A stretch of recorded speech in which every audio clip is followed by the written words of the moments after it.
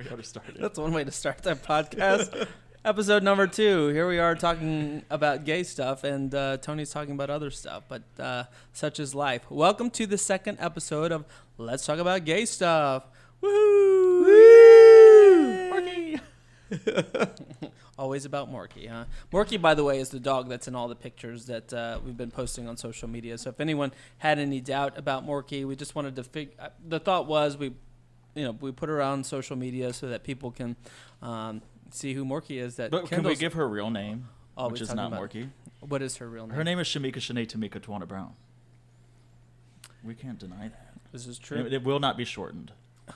We had this debate when we got Morky, because he wanted to call her Shamika Tawana Brown, and I was like, we're not going to have that. That's not happening, because how do I go back to work, my corporate job, to be like, oh, you got a new dog? What are you going to call her? Or when company comes over. Yeah. When you have to yell at her because she won't come inside, be like, Shamika Tawana Brown, get inside. Like, that wasn't going to work, so we had to. Tony, now you try it out. Poor Morky. I'm not even going to try. Speaking of, she's trying to say hi to us right now. Hey, Morky.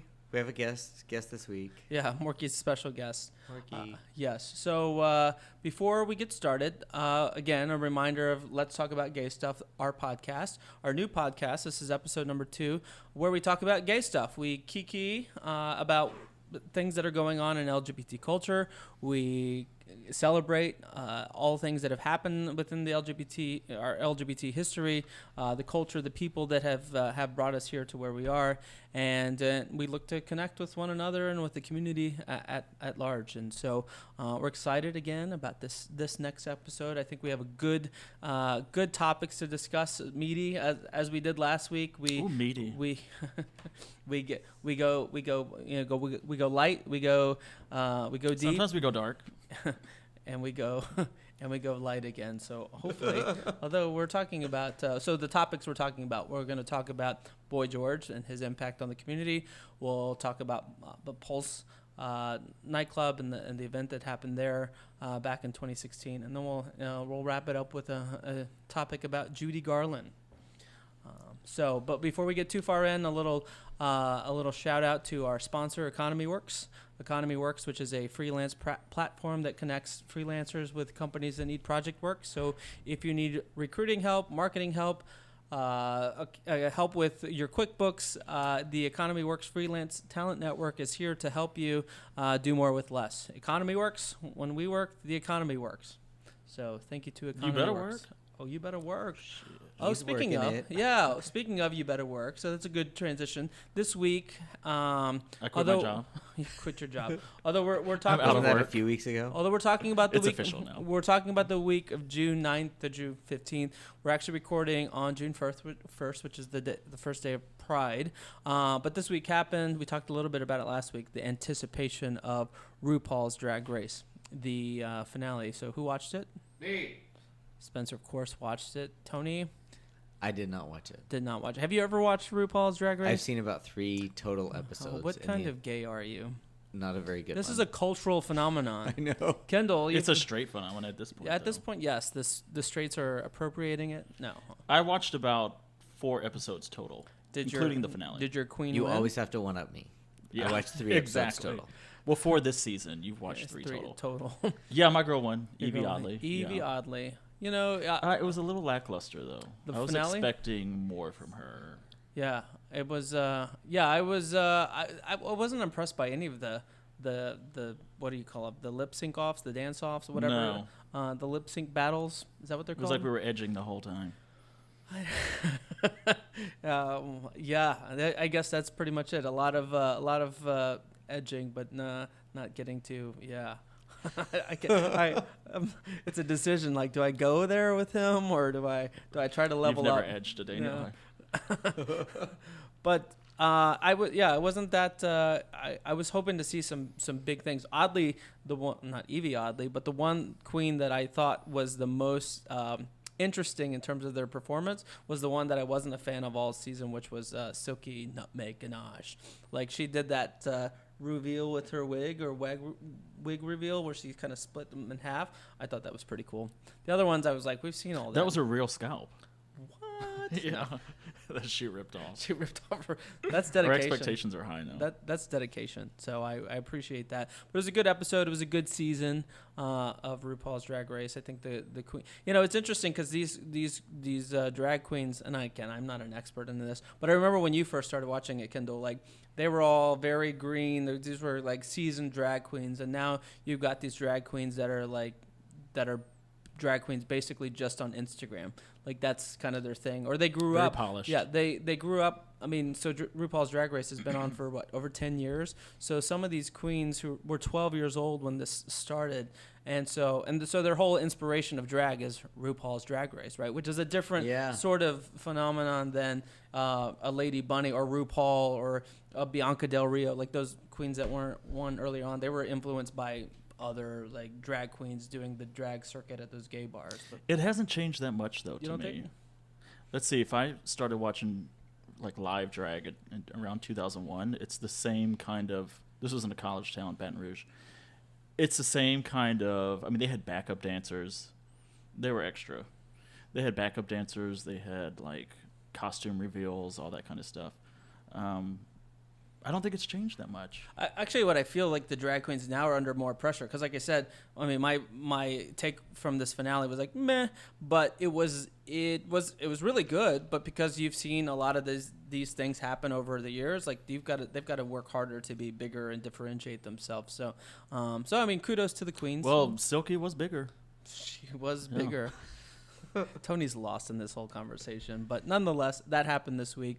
Tony, anything fun other than you missing out on the finale of RuPaul's Drag Race happen? Anything happen for you? Well, I mean, nothing as big as RuPaul's Drag Race, but Cultural phenomenon.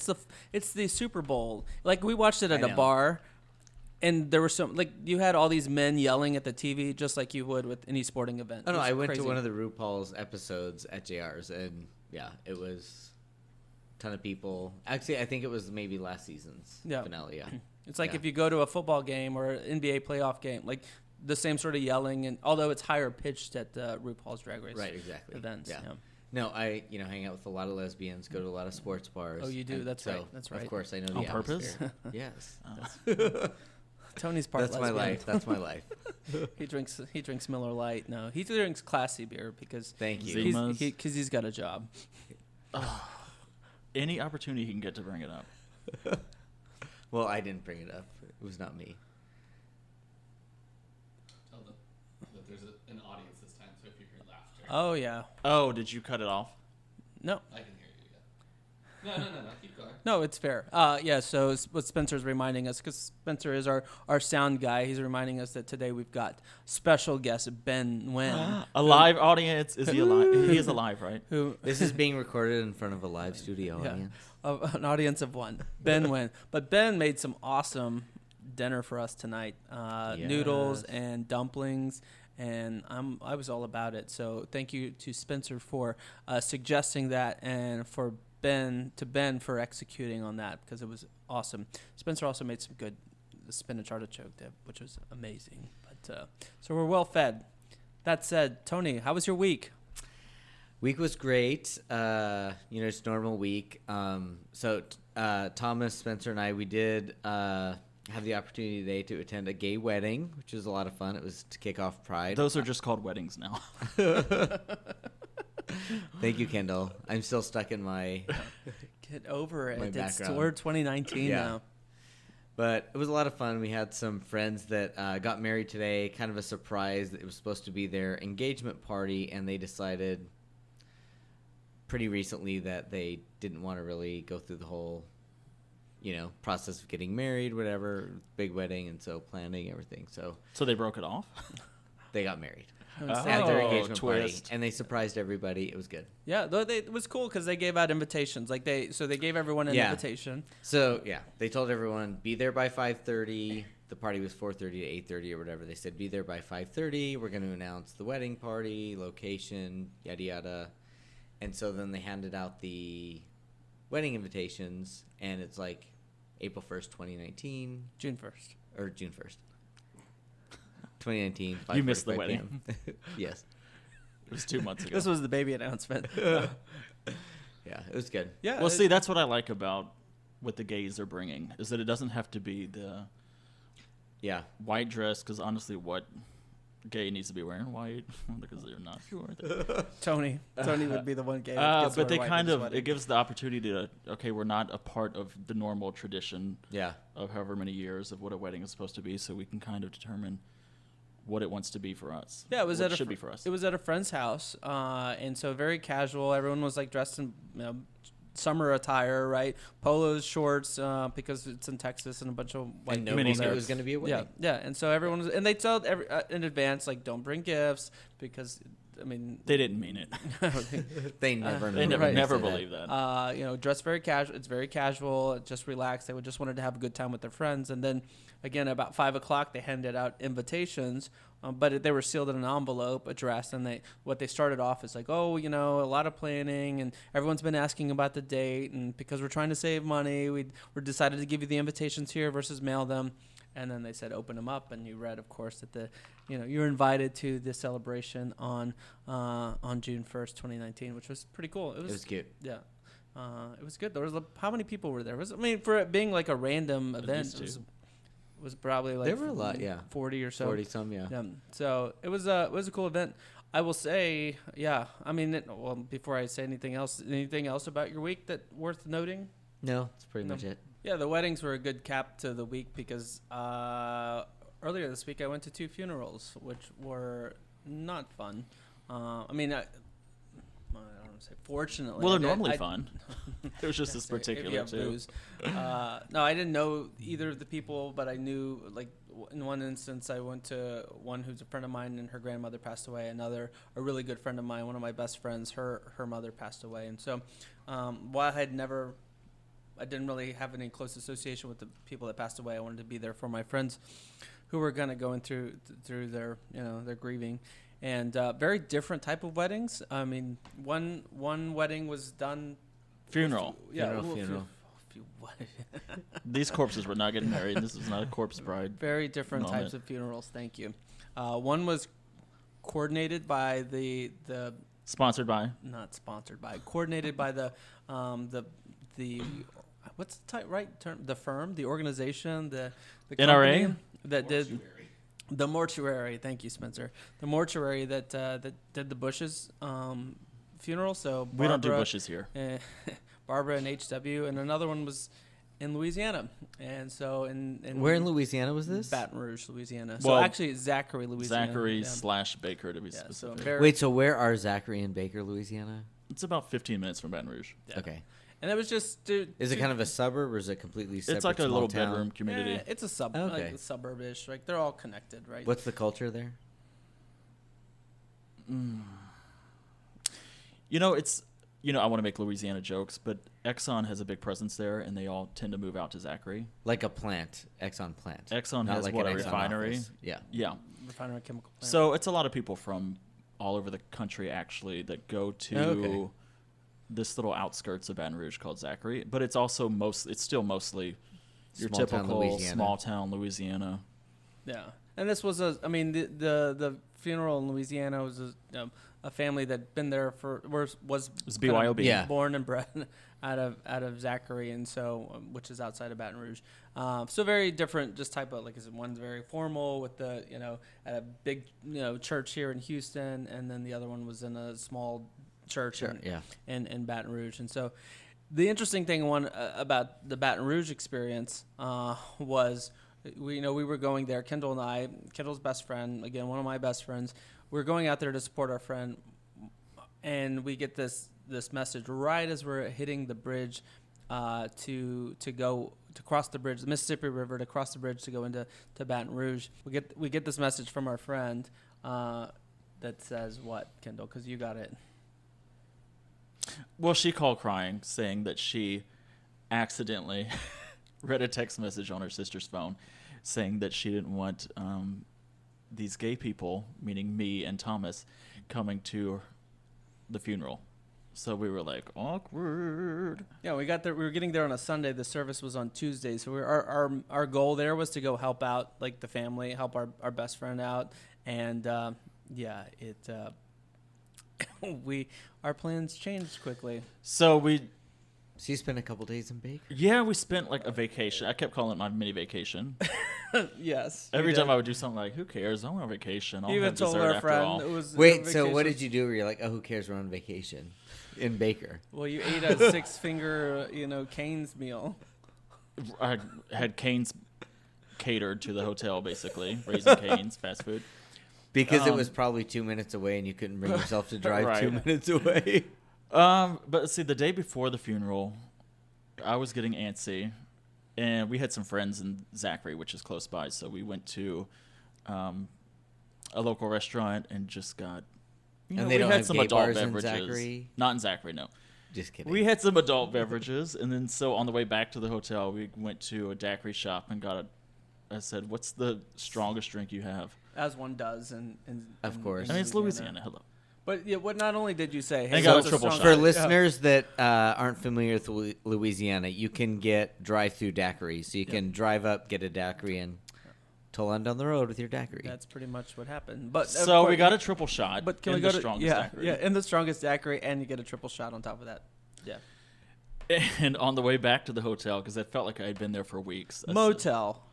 Oh yeah, the motel, the Western Inn. Which when I booked it, I thought, oh, it's the best Western. It's like a Inn. 2-story This is gonna L-shaped be- typical- yes. Yeah. No, it wasn't even L-shaped. It was just the One They straight can't up. afford that letter in the alphabet. Yeah. Although the sign at the motel said new rooms, and so we were like, "Oh, these are new rooms." Of course, we go in there and they're not. She said, new "Baby, rooms. that sign's been up there for 5 years." Yeah. Well, Did who's they the- smell like smoke?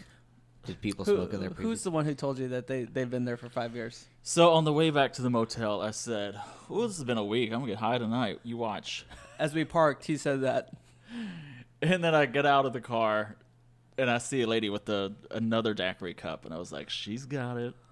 So I Like, say, party. "Hey!" And then within 5 minutes, she had blazed the Yeah. weed up, and I went into the Whoa. room. I called up Spencer. I'm like, "Oh, tell them, debrief on what's going on." And I'm waiting for Kendall to come back in the room, and I'm like, he was serious. He really found a local. she was super sweet though. She was visiting from Shreveport, and she kept saying, "I just love Baker. I just love this place. I could live here."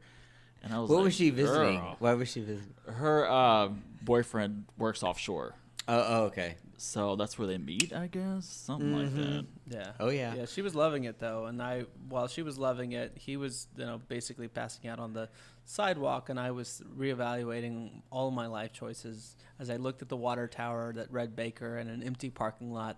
I texted On Spencer. Memorial Day. You're like, why On am I Memorial not Day living with here? with my ex-boyfriend, right? And I'm like, what? Why am I not living and here? And as we wait to go to a funeral that we're basically going to crash, Right, not invited to. and so I'm like, what is happening in my life? I'm turning 30. I'm going to turn 40 this year, and this is how I'm living my Last life. We're in a motel, right? So it's just like, this is great. So That sounds amazing. yeah, it was good. Hey, you make the most of it when you're a baker. We did. But I feel badly, like thinking, I didn't think badly of the girl, but I was just like, we just have different life experiences. But hey, if that's what she was living her best life, then kudos to her. She was walking around in her socks, and then she took off her shoe. The her lady socks. from Shreveport. Yeah, and she had her Louisiana feet. Also, We call them Winn-Dixie feet. They were blazing up, though, with the office manager of the motel, which Of was great. course. Yeah, and she was the one who told us, "Oh, those have been up for forever." So, so that was a week. Yeah. What does our live audience think of that? Live audience is also known as my boyfriend. Yes. The first he's heard of this story. We're recording this in front of a live studio audience this week. Very proud. So what? You can go back to sleep now. Yeah. So those were our week. Anything else happened, Kendall? Noteworthy besides? I think that was enough. Yeah, that was a lot. I had a mini vacation. You had a mini vacation. To Baker, No. Right. Louisiana. What a week! What a week! So let's talk about this week in gay history, or LGBT history. So again, covering the week from June 9th to June 15th. Tony, you want to start us off? Yes. Okay. So this week in history, Boy George was actually born in 1961, and so I feel everyone from at least our generation knows Boy George. when I think of Boy George, I just think of, his appearance, his clothes, his hair, who he was, singer. I didn't really know a lot about him other than just who he was with Culture Club and things like that. But he has a very interesting history, and I think some gays talk about, or some gays struggle, for lengths of time about being accepted and things like that. But so he kind of really was who he was, didn't care what people thought, whatever. And so he was actually that way from a young age. So he was born in Southeast London, a very working class Irish neighborhood.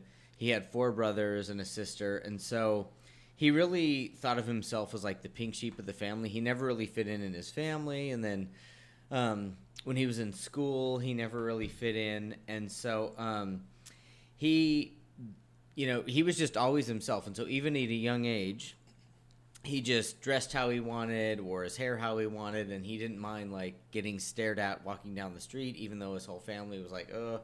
And, he wasn't accepted in school. And so to the point where he was in school, he actually got permanently expelled because of his clothes and his hair and things like that. And so around that time, there was this new romantic period that David Bowie kind of was a big part of, where, there was this, you could wear crazy hair, crazy makeup, just Gender bending. Yeah, costume clothing pretty much day to day. And it makes me wonder if Freddie Mercury, from a decade earlier, wasn't kind of an inspiration for some of this. But so Boy George, he just took to it, and just that's who he was. And so he was so outlandish in his appearance that he just started getting interviews based on his appearance. And there was a music manager that kind of, Boy George caught his eye. And so he had Boy George perform because he also had, vocal talent. What kind of performing was he doing? Just singing. Oh, okay. At the time. But he had him sing with one of his bands, and he, was pretty popular, but there was kind of friction between him and the manager. And so he actually thought, I can just form my own band. So he formed his own band that eventually became Culture Club. And actually they were... other than the Beatles, they were the first band to ever have 3 top 10 hits in their debut album. Yeah, so they were kind of this huge hit, and they were popular for 5 or 6 years, and then they kind of fizzled out. They were just kind of this red-hot flame. And then he tried going solo for a bit. It didn't really work out that well. And then in the 90s, he... really kind of regained popularity as a DJ and a fashion designer, and he's kind of had a longer career. He actually created a Broadway musical that didn't last that long, but he's, tried a lot of different things. He's been fairly successful. But, I think it's kind of inspiring that in the probably mid-70s, he was just, I don't give a fuck. This is who I am. And that, really created his eventual career and popularity, right? He wasn't, I'll just adhere to this working class Irish, neighborhood culture or whatever. I'm just going to be who I am. Crazy hair, crazy makeup, whatever. I have 2 thoughts when I think of Boy George. One is I hate the song Karma Chameleon more than anything else on earth. What? If that song comes on, I will wreck my car just to turn the radio off. I feel I'm that way with Love Shack. There might be an easier way to everybody turn it else off, is but I just think, totally. Come And on. the other one is I remember when he would come on as a child, in the 80s, and when you're a little closeted gay kid, you're you don't want to be associated with that much gayness. Yeah. So you have to be ew, gross. Or you have to was the run same from way. the room Yeah. or Yeah. turn off the radio, because if Is that you what give he the did? appearance that you like it, then you must be gay too, because he was such a laughing stock to Yeah, Yeah. which is so people crazy. I was around, I should say. Think about it now. We're talking about RuPaul's Drag Race as this cultural phenomenon that's on VH1, right? But back in the 80s, it was just you didn't want to be around Boy George, right? It was just kind of like you didn't want to be associated with that. Because I remember those same feelings as a kid. Like that was not something you wanted to be associated with. Yeah. Was he always out as a gay person, or did So he actually, in was the he 80s, he was bi? actually, everyone suspected, and he was, he wasn't forthright. And actually, so in the 80s, he had several interviews with Barbara Walters, various news programs, and he always said that he was interested in men and women, and that he had relationships and sex with men and women. Later, it sounded like he was more just gay. But I wouldn't doubt, like, when he was that young, I don't know what his true feelings were deep inside, but he probably was having a lot of sex with men and women. I mean... It's just what you did, right? Yeah, and I remember, I watched a documentary... Or you lie about it. No, because, I watched a documentary about, like, George Michael, and he knew he was gay, but when he was in Wham... he had sex with a lot of women. He's like, I enjoyed it. He's like, there were these women throwing themselves at you. Like, it was just fun, and that's what you did. And so I think you're probably just caught up in this crazy, firestorm of, oh, my God, I am, like, so popular. Everybody wants me. I'll just have sex with men and women, So even though maybe it wasn't his true passion, it's like, why not? So I don't doubt that he probably did have sex with a lot of women. Yeah, and I say just what you did, right? As a popular, selling, top 20, top 40 hits, artist in the 80s, you're touring like that's, that was the dream, so to speak, as a rock star, right? Yeah, exactly. Yeah, you're doing those sorts of things. So, But for a lot of people, bisexuality is a way to gently come out. it is. Yeah, That was what I did. At 15, I called my best friend. I was like, I got something to tell you. I said, I'm bisexual. And she said, oh, I am too. And I said, I've known for years, but it's about me right now. did she tell you? And then I was like bisexual for a month, maybe. actually, it's funny because And then I dropped that whole thing. Yeah. I have this friend. He's like very feminine, and I met him as an adult, probably like he was in his late 20s, maybe approaching 30, and some of his friends from high school are like, he's never come out as gay, and I was like, what? And they're like, no. Like, so he went to high school here in Houston. He went to college, like, out of state. And when he came back after his first year, he's like, guys, I have something to tell you. He's like, I'm bisexual. And they're like, right. So he's never, ever come out as like, no, I'm just gay. He's still, but To this day. he's still bi. well, he's never just, like, Yeah. had the formal discussion. But it's like, okay. But I like- mean, now he's married with a kid. I But like- mean, to a man. Oh, I was like, well, but like Freddie Mercury, like he was out, but he wasn't Yeah, yeah. out publicly, right? So Right. Boy George. But I guess again, I think you're just given these opportunities to Yeah. have sex. I say opportunities so freely, but I mean that was as a musician in the '80s, you're on the top of the charts. Yeah, and I feel like if you're in your early 20s, even though, like, your true feelings and passion, I mean, as George Michael said, if everyone's throwing themselves at you and you're Yeah. just, like, into, like, drugs and sex and, whatever. So, what's the take on Boy George now? I mean, I look back and I'm like, now he's pretty iconic in terms of the community. Yeah, so They- apparently a he's judge going to on The Voice. also have his bioepic. So, we had, like, Bohemian Rhapsody, Yeah. the Elton John one just came out this weekend, and so apparently he's... Oh, really? Yeah. Huh, that'll be an interesting one. Yep. So he's a judge on The Voice still, or in the UK? Is he? Yeah, I saw some headlines. Oh, still? Yeah, I think so. But I don't know. What's the take? I mean, what do you think of Boy George now? Like either a current. I can't state- get over George- Karma Chameleon. You're still mad about that. But he was good friends with George Michael, who was my first crush. I can remember. Like, true crush. I feel George Michael... When he was in Wham, even. Well, yeah, I feel like when he was young, he was so good looking, and then as He had that aged, he was blowout just nose. he was just so good looking at every stage. Oh, you don't No, think never so? did. He had that No. Crystal from Dynasty See, haircut. I like the one video that I thought was really like sexy as a kid was he was. I mean, he was okay, but I like the women the Oh, one. that was older. That was 90s. It They was, were the models were running down the. I want to say for your. Is Mind, that when but he was that's on a his rogue- own? Yeah, Yeah. yeah. And so, but he was. It was after Faith, but it was like one of those. There were models running down, walking down the runway. I was like, that was to me was it was doing not good things for a young boy in his mind. But yeah, it was. I mean, but George Michael, you're saying was kind of you were saying he was friends with. Well, they were Boy George. both the queer people at the time, and I say queer in the term that they used back then of like, what are they, queer? But no, I mean, but George Michael was a straight, and like all the women loved him. Like Yeah. the women were not in love with. I mean, and you don't have to distance yourself from. He had purple eyeshadow. Yeah, but.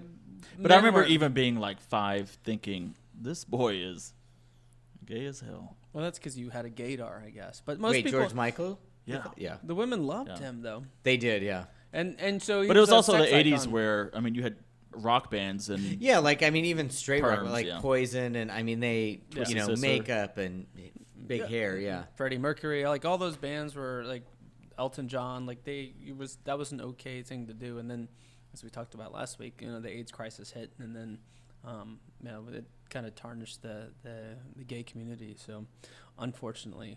But yeah, I mean, I look back at Boy George. I'm glad we talked about him, or we're talking about him, because I think there was such a reaction in the 80s when he was coming out, and maybe like coming not out like as a gay person, but Yeah. just on the scene, that I think you know, he's probably underrated. I yeah. think, as a Well, gay Ellen icon. takes all credit for there ever being gay people existing anywhere on Earth because she came out on her show. But really, it's people like Boy George that paved the way for her And I to mean, be able to like, do it. really, like, to have his, like, you know, just his whole, like, his hair, his makeup, the way he did it, and just to be that out. And in the early 80s, like, this was 81, 2, 3, 4, you know, that was a big step. And now like, he's in his early 80s again. Well, and it's different though, because we talked about Elton John. Like I don't feel like Elton John was eccentric, but not Boy George. Right, queer, exactly. Right? Yeah. And George Michael, I don't like he was a sex Yeah, symbol. when he was a sex symbol. When and Freddie Mercury was flamboyant, but not on the same level. And then you had the hair bands who were like straight, right? They had all the you know, Courtney Cox and their videos. Yeah, because and I mean, thing, so. Freddie Mercury like publicly didn't admit he was gay, and Boy George, I mean, he didn't deny it. You know, he's like, you know, I'm interested in both. In the early 80s. Yeah. And so, and he's still around. So, I mean, he's outlived these other queens. So, kudos to him. So, Silver Boy George. Daddy now. What's that? Silver Daddy now. Silver Daddy now. Woof. Would you? Boy George? No. No, I don't. Nah, I mean, nice guy. Oh, you would do? No, I thought you were talking about George Michael. I was like, I thought you were raising your hand for Boy George, Spencer. I'm like, I know you like older guys, but I mean, come on. Yes. All right. So that's Boy George. Want to go to a heavy topic? We're not talking about me. I wish we were talking about you, but this heavy. going back to June 12th, 2016. So Pulse Nightclub. So a little bit about Pulse before we kind of get into kind of the details. Pulse Nightclub was founded by Barbara Poma and a man named Ron Ledger. Barbara was there through when this event happened in 2016. Ron left in 2014. So Pulse Nightclub was started in 2004 in memory of Barbara's brother John, who died of AIDS, with the idea that the Pulse Nightclub would be a safe place and an educational community venue and the hottest gay nightclub in Orlando. What she noticed and what she wanted to create was a sense of acceptance, because when her brother came out, she saw that her family, who was an Italian family, like very, very conservative, that they actually rallied to her gay brother when he came out.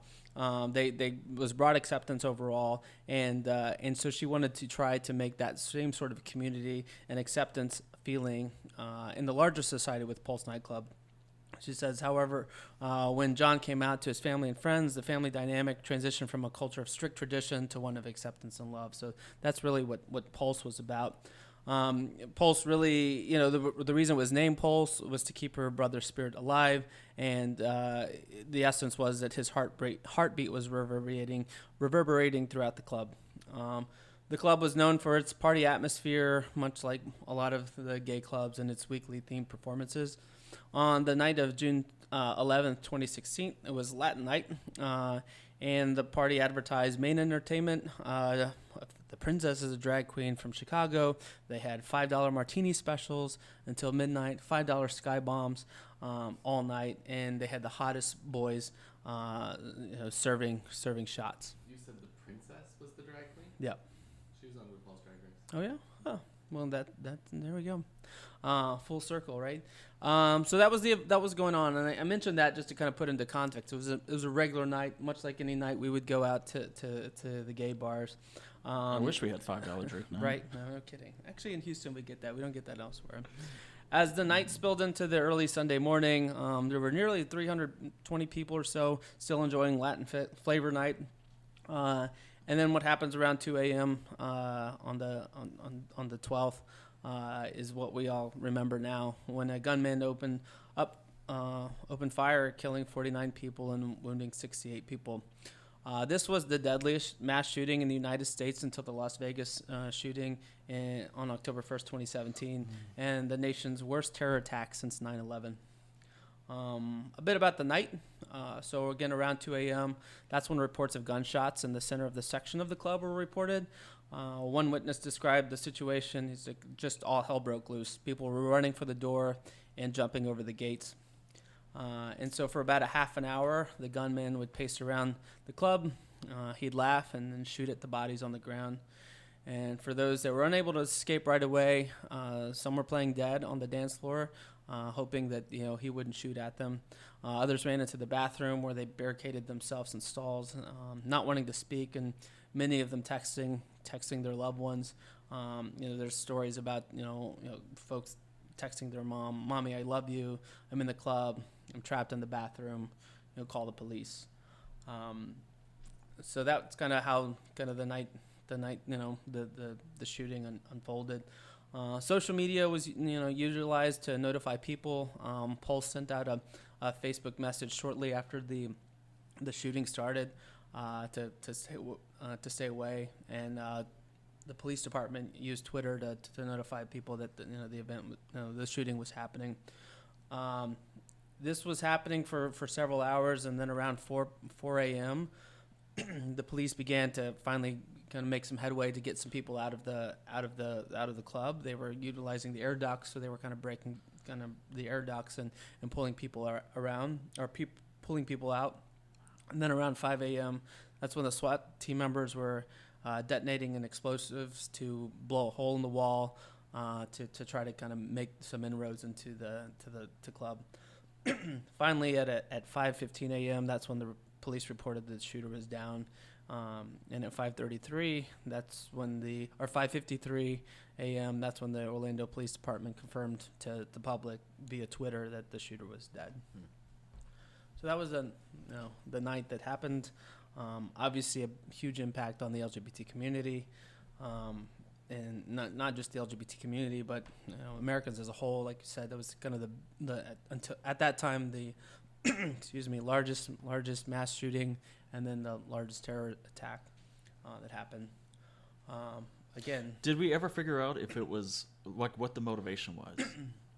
The shooter. So I did some research on the shooter, and I'm like, how much do I really want to talk about him? Because, he's a bastard, right? He was a troubled guy. Now that said, he claimed to have, or there were reports that he had mental issues, and so you don't want to minimize mental health. When he called like between the times that he started shooting and the time the police finally kind of got in and eventually shot him, he had called the news stations, the police department. He was checking Pulse, checking the internet, called a friend, texted his wife. But when he called the police initially, he called 911. He told the reporters basically the dispatcher that he was doing it on behalf of ISIS. But I also read that, and his wife admitted that he had sexual relations with men, and apparently he had a relationship with somebody that was in the club, and his family never accepted him because he was gay. And the gay community rejected him with some of the reports. Yeah, and so he was just, I feel he just, all this is from what I read at the time, but I just remember thinking like he was this frustrated person who, couldn't be gay. Nobody would accept him, like his family, the community, and probably had some mental illness. And between all that, he was just so troubled. This was his expression. Yeah, so some of the later reporting on that is that he, at least from the news outlets that I was looking into, that they couldn't confirm or substantiate the claims that he was gay or that he had any same-sex relationship. There were claims that he was on Jacked or that he was on Adam or whatever that app is, but that the police couldn't substantiate those claims, and so they basically said that they his homosexuality or the accusation couldn't be proven and therefore wasn't like part of the basis for why he did what he did. Very cloudy still to this day about what his motivations were. Yeah. Which is, I think, important to note than to say he did it because he hated gay people. You know what I mean? It was a tragic night for gay people. But I think it's important historically to be like, this is a complicated issue. He supposedly slept with a guy. Yet he had a wife. Yet he was on some of the apps. Well, Like, again, but they couldn't prove that he was on the apps, and so, I mean, because that were the claims. Those were the claims. I remember those claims. Again, because I wanted to like say, oh, is that why he went out and did that? Was he a troubled member of our community? Well, he was mentally ill, regardless of the reason. Right. And which is more important than anything else. Yeah. He had issues. He needed help. He couldn't find it, regardless as if he would kill. I mean, it was a horrible night for anyone, but specifically the gay community, because we're so used to being killed and bullied and beaten up for being gay that I think instinctively we were like, yeah, that could have been us. Well, but it was a messed up, troubled guy who needed help. Right. And yeah, I mean, again, I don't want to minimize the mental health aspect of it. I mean, if you have mental health issues, you know, it's important to get help. I mean, as I think Barack Obama was saying the other day, not related to this, but if you have mental health, he's like, if you have a broken leg, you're going to go get checked out, right? You're not just going to keep running around with a broken leg. My copay is at this point $115. I will be splitting that mother up. But the point is, you're not going to walk around, generally speaking, with a broken leg or with cancer. You're not going to go untreated. You're going to get treated. He's like, we need to view mental health, there's just the a same stigma. way. I mean, it's just and so, but I don't want to. I mean, what this guy did was tragic, right? I mean, it was awful. I mean, again. So many people, 49 people were killed and 68 people injured, and that's just it has impacted the Orlando LGBT community, the broader LGBT community, and like I said, it wasn't just a LGBT issue. I mean, again, that was the largest mass shooting in the country at the time. Unfortunately, there's been another one, again, not LGBT related, but that Las Vegas one where more people were killed in a mass shooting. I knew about Pulse before Pulse happened because there was at the time I was a flight attendant, and there was a flight attendant friend that I went to flight attendant training with from Orlando, and he used to always post. He would check in at Pulse, and he would talk about how much he loved Pulse, and Pulse was his family. So I knew it was in my consciousness Pulse because he had it on Facebook all the time. Yeah.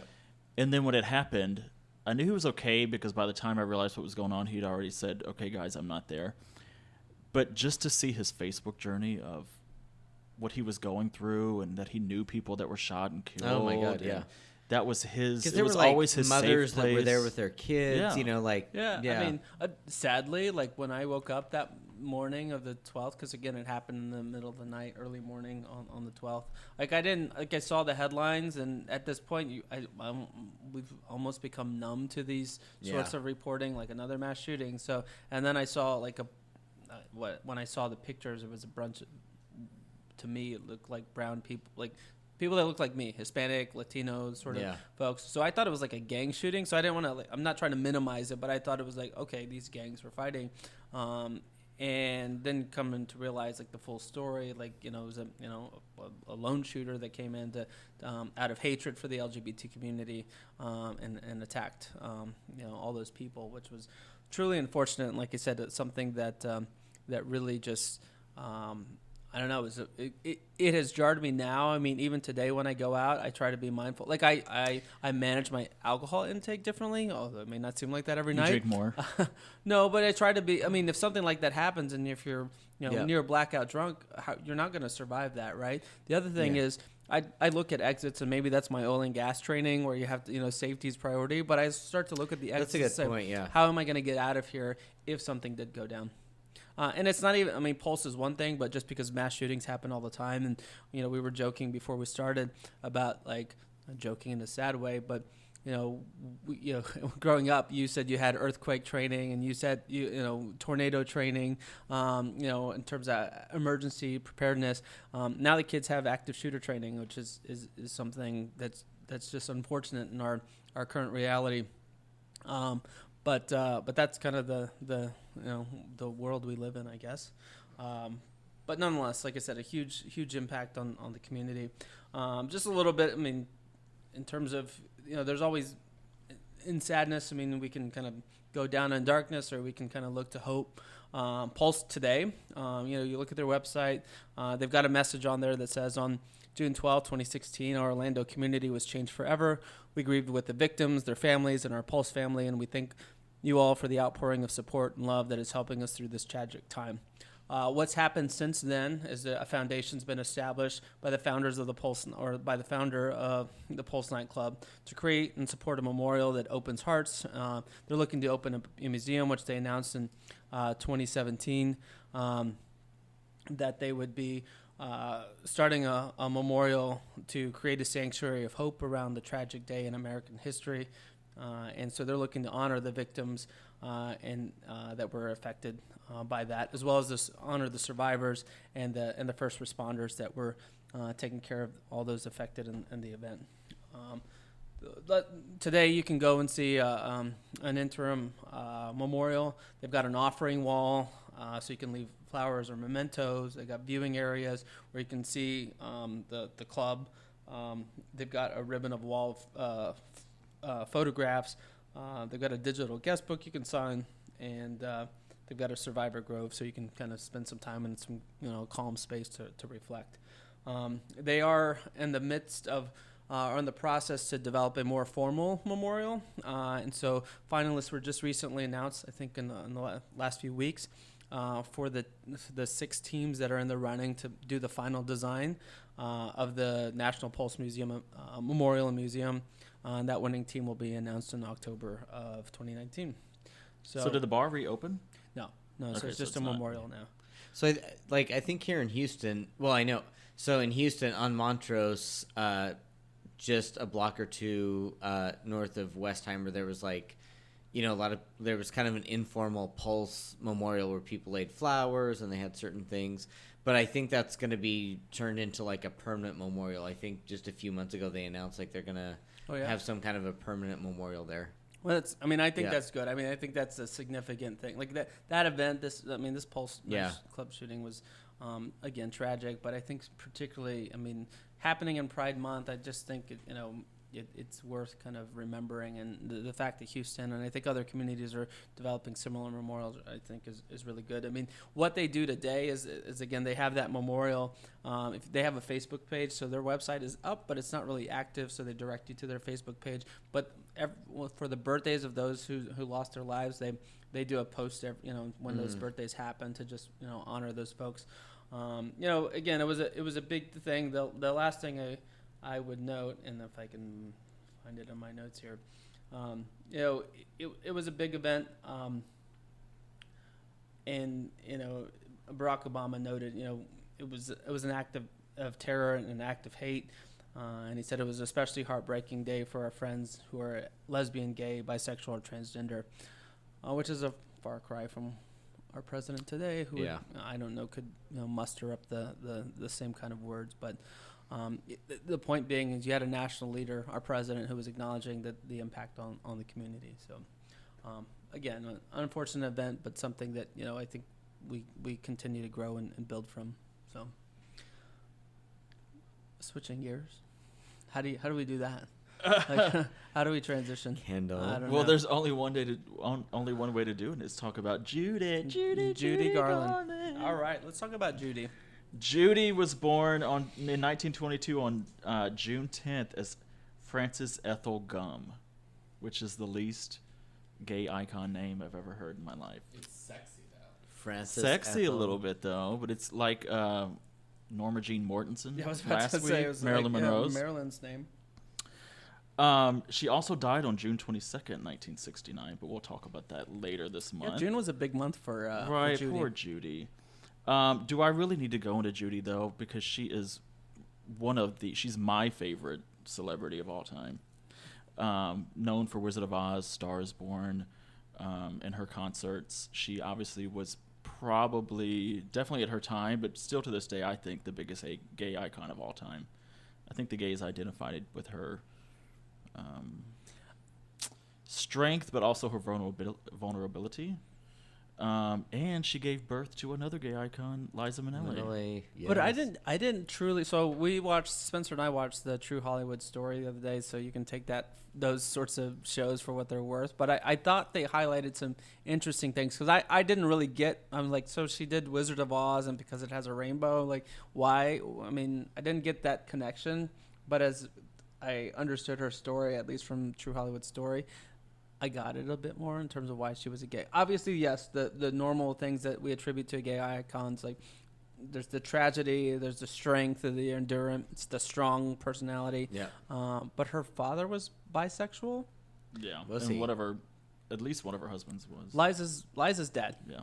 was. Who was he? What Actually, was- two of them. Vincent Minnelli, who's like a producer. So Okay. Liza's dad, and then she had her last husband or second to last husband was also two of gay. her. So Liza's dad was rumored to be bi, but Allegedly. he married a woman. Like he's like I think when he ended his life, like when he passed, like married to a woman. But she had another husband after him who was rumored to be bi. Took care of her, but then eventually like ended his when he passed away. He was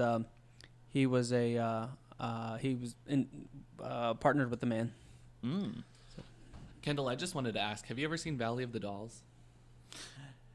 No, but she was originally supposed to be in Valley of the Dolls. She was, and I think Patty Duke is her. What do you mean? The girl who plays Patty Duke in the movie.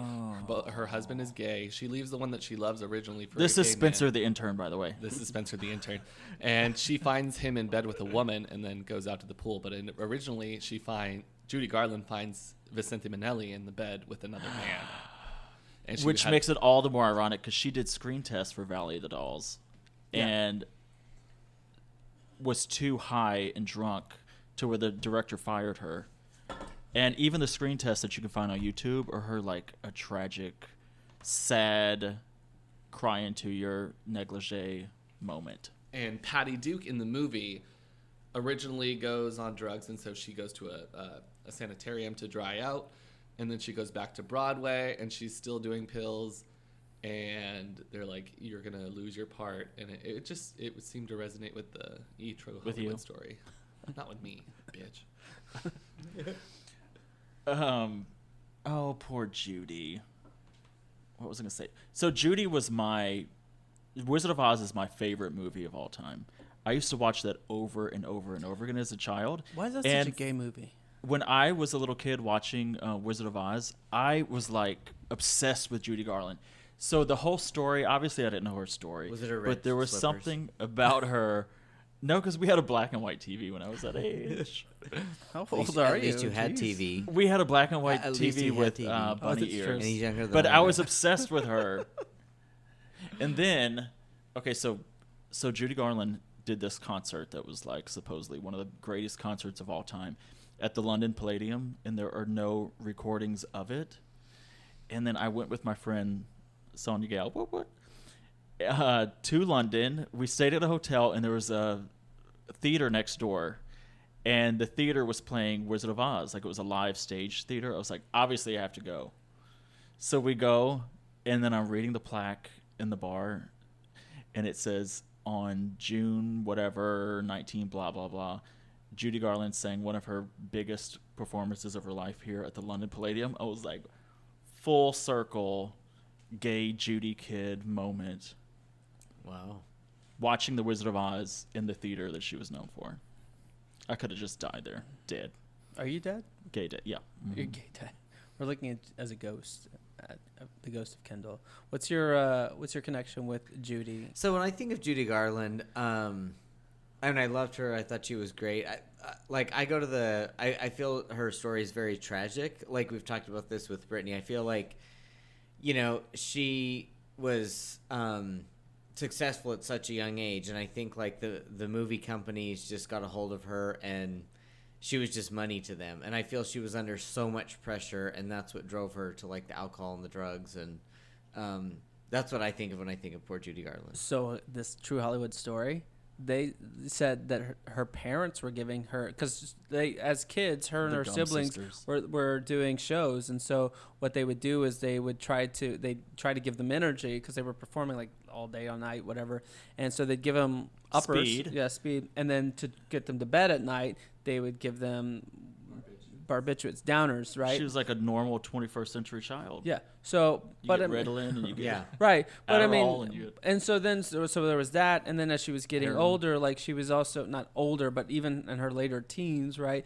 when she started getting That is more, old. more like these bigger parts in Hollywood movies, she had battled with weight. She was only like 4'11". She was under 5 feet, and so she the weight showed up easily, I guess, and so so they were giving her drugs for her weight as well, and so she was dealing with all these things, and Yeah. then you And how do mount you the ever stress. come off of that? I mean, it's like, Right. Yeah.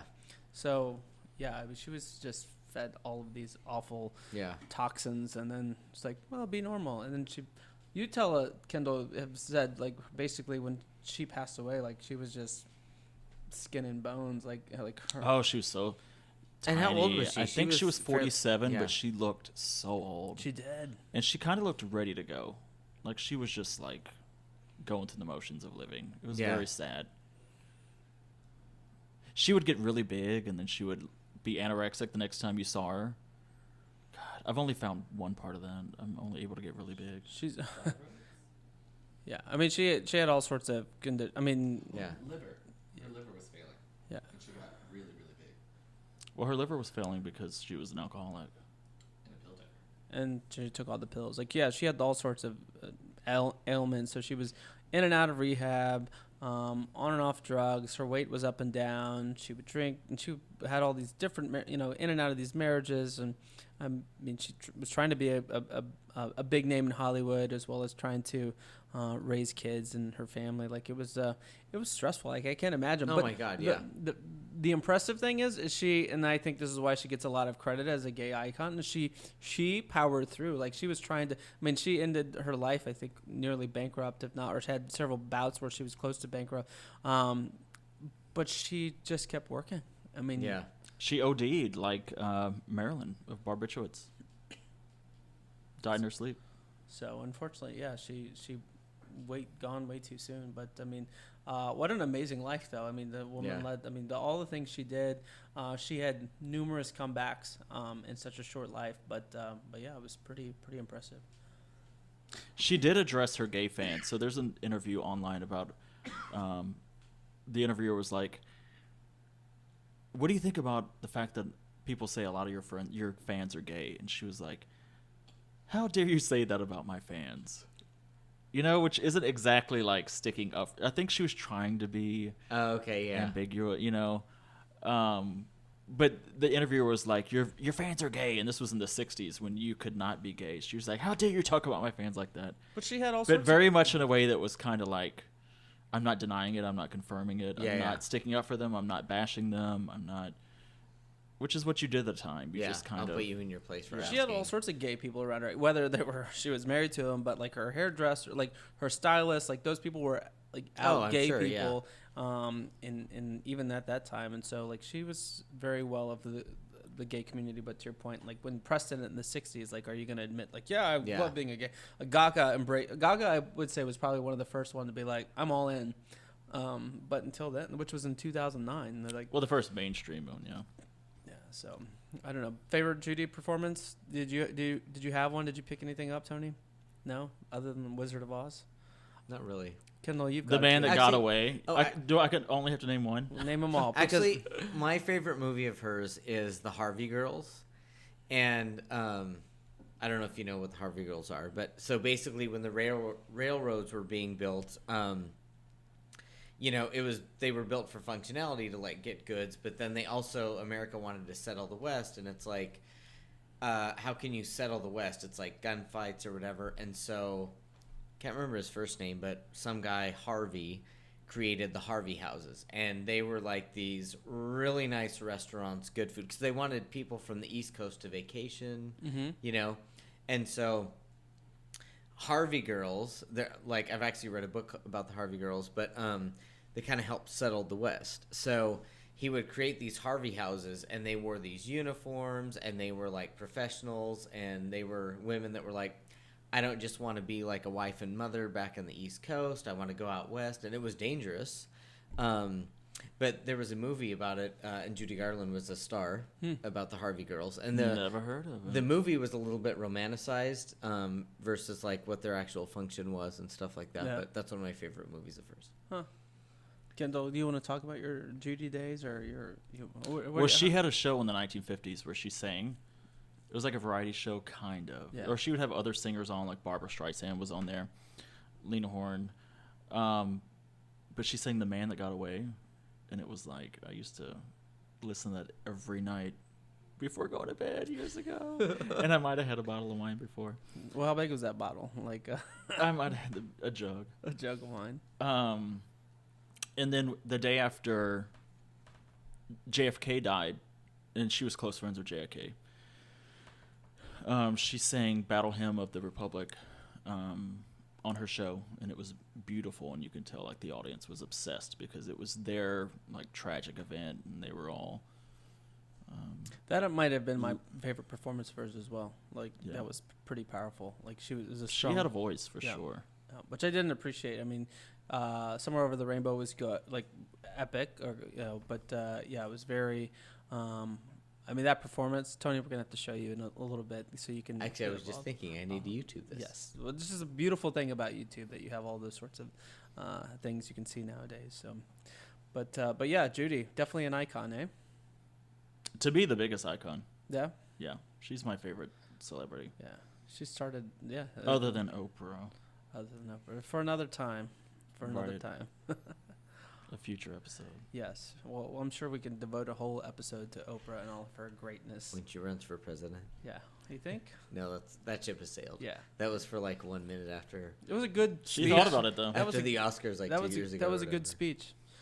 All right, so I think again we hit some good topics this week. I mean, Boy George. I would maintain kind of an underrated gay like influencer. Definitely, influencer. Then you had the Pulse Nightclub tragedy, and then Judy Garland, which Kendall, I think you're getting me on on Team Judy in terms of like a top gay icon. Like I wasn't ever underestimating her, but as I saw that True Hollywood story the other day, I'm like, this woman was I need to watch something this. else. You just saw it on YouTube? yeah, she was, to use a gay word, fierce. I can send you all the good Judy clips. Yeah, he's got them all like on a playlist. So I always have a soft spot in my heart for like the tragic. Yeah. she was it. Yeah. Very. Yeah. Yeah. All right. Well, good chat, ladies. So thank you for the discussion this week. I think we have some exciting topics next week as well. So we'll have a nice session for next week. So, Well, how do exciting topics top Pulse shooting?